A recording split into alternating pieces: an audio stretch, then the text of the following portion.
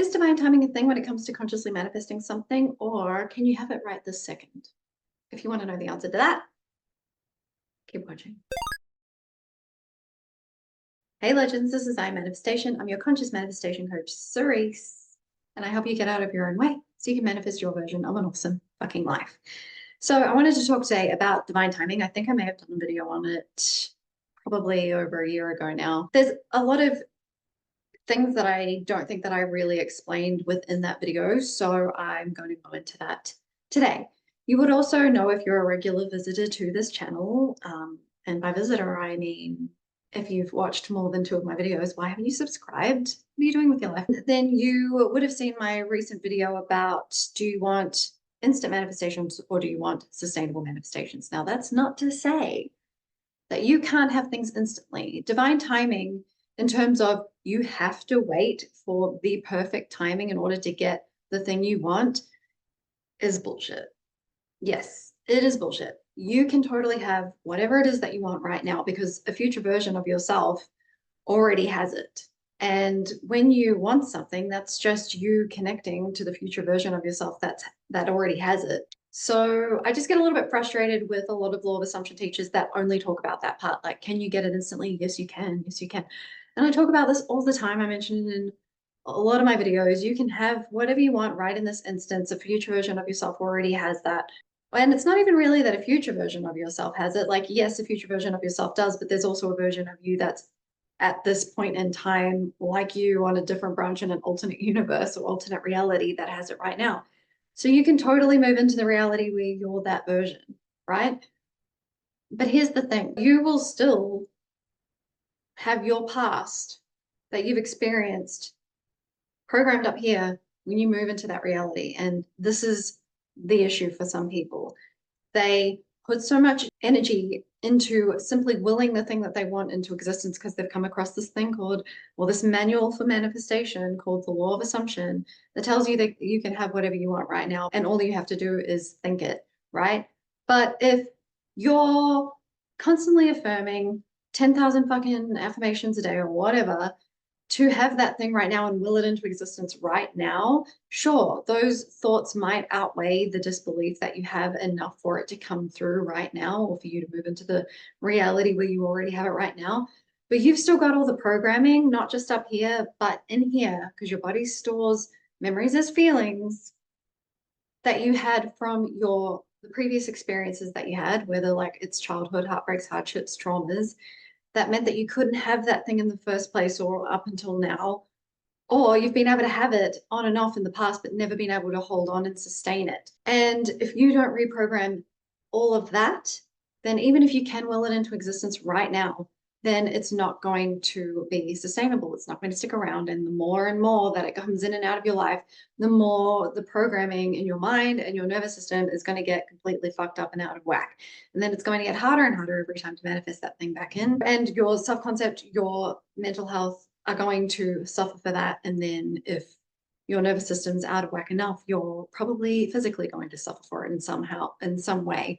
Burnout, illnesses, reactions to things, blah, blah, blah, talking from experience. So divine timing,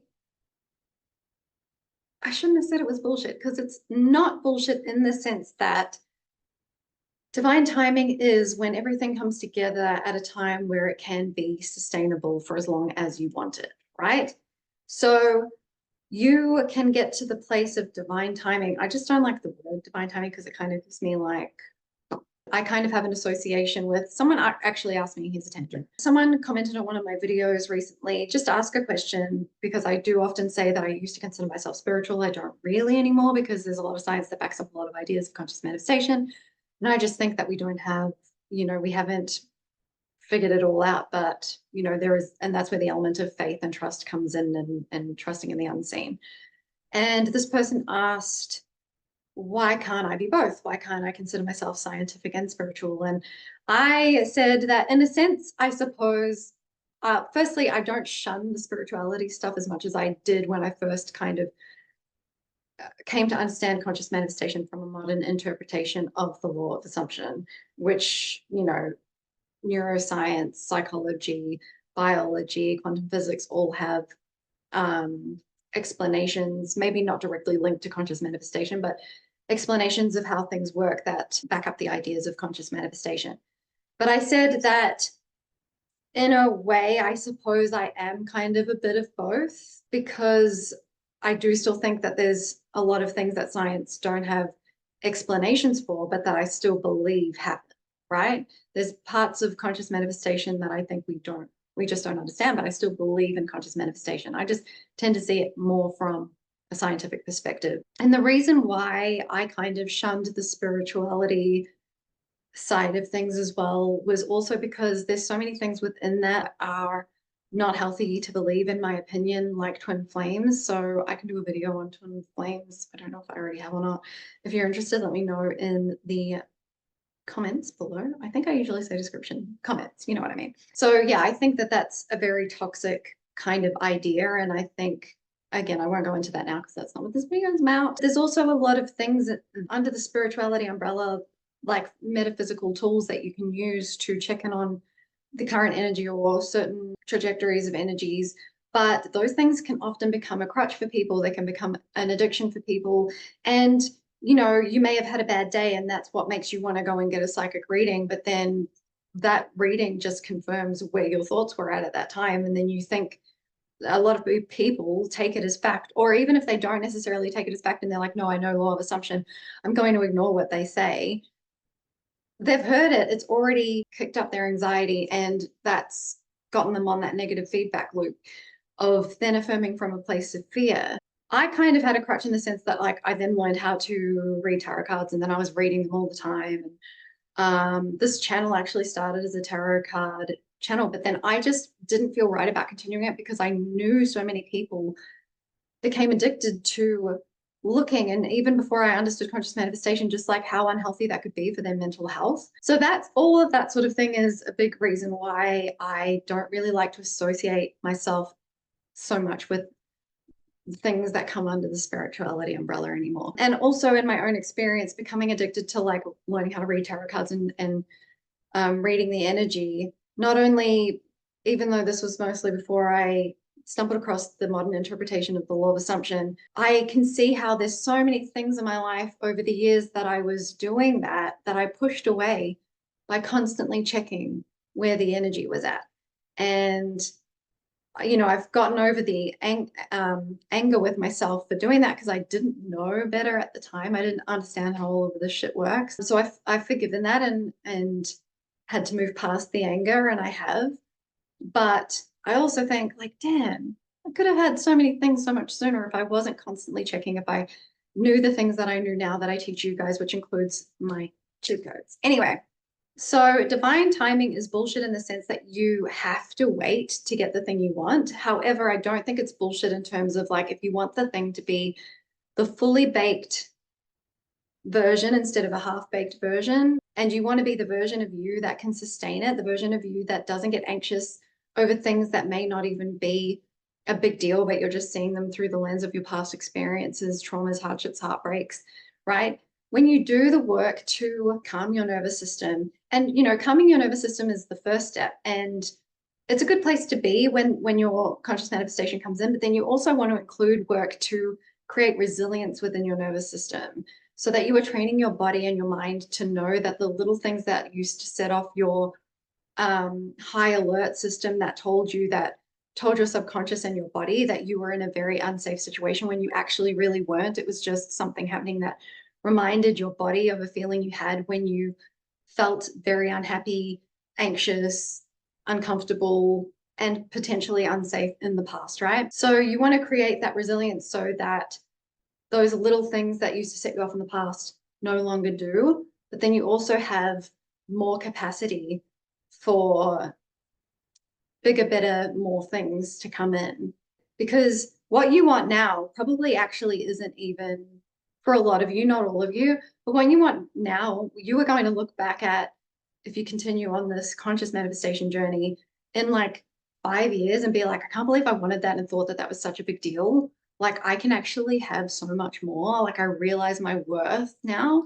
And I can't believe that I used to think that this tiny little like breadcrumb of validation from someone or a job or an award or this small amount of money or whatever it is, or this like small goal for my business, whatever it might be. I can't believe I thought that that was such a big thing, right? You will get to that point if you continue doing this work, but only if you are working on becoming the version of you that remembers your inherent worth. I don't really like saying becoming a new version because you're born inherently worthy of everything you want. And I always say that something or someone came along at some point in your life or through your childhood or something that made you question, doubt, or forget what your inherent worth has always been. So, could you have had the thing that you wanted in the past, had your experiences been a little bit different, had you known this information and were able to change the way you process those things through your mind so that they were stored differently in your body? Yes.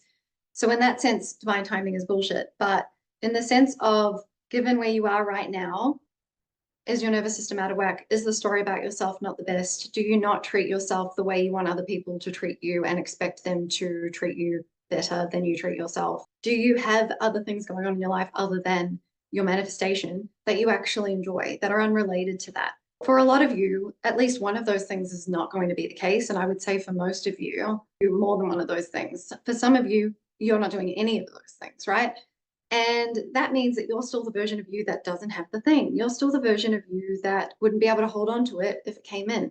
So divine timing is when your self-concept is at the level of the thing that you want, when you have other things going on that you're not putting all the pressure on your manifestation to be your sole source of happiness, and when your nervous system is not really even that excited or anxious, because they're two sides of the same coin. Like you don't get butterfly, like often butterflies is your nervous system telling you that it feels something similar to something that hurt you in the past.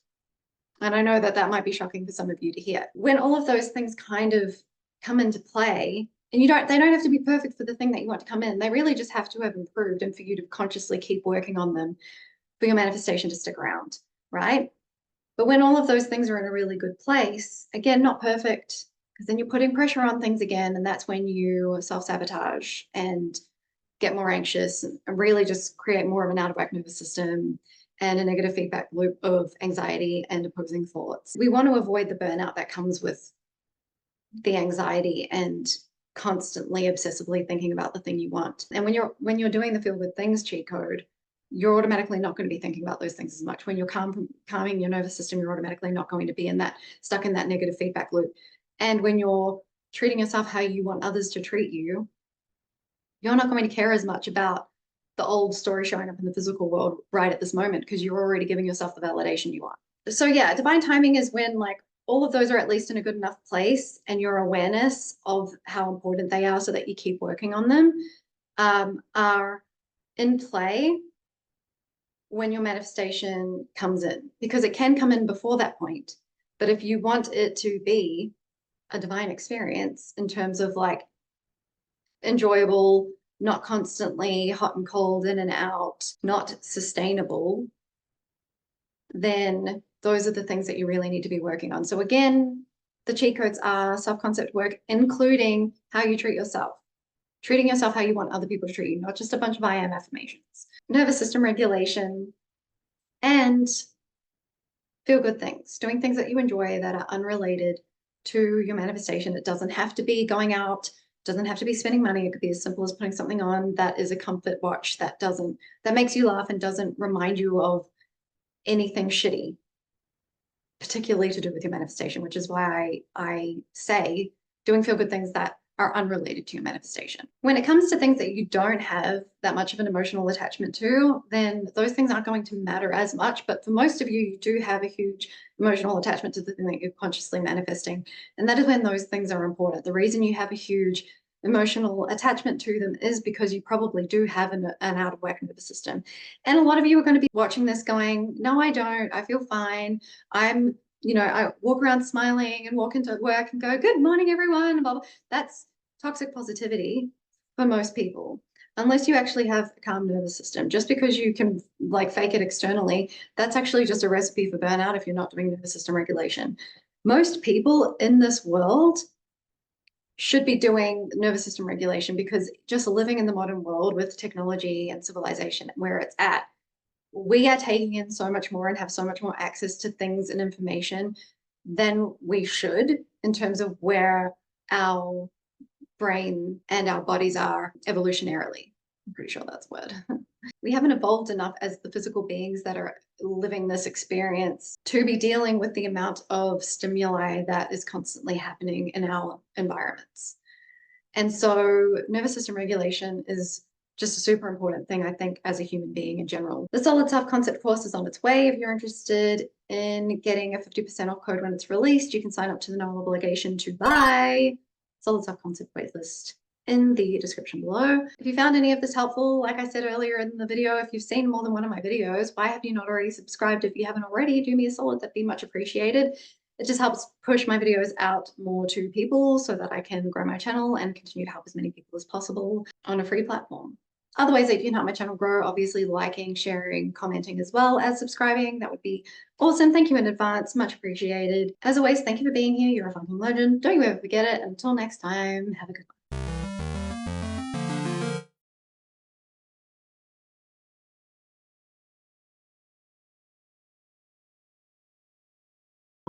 And I just realized my microphone is too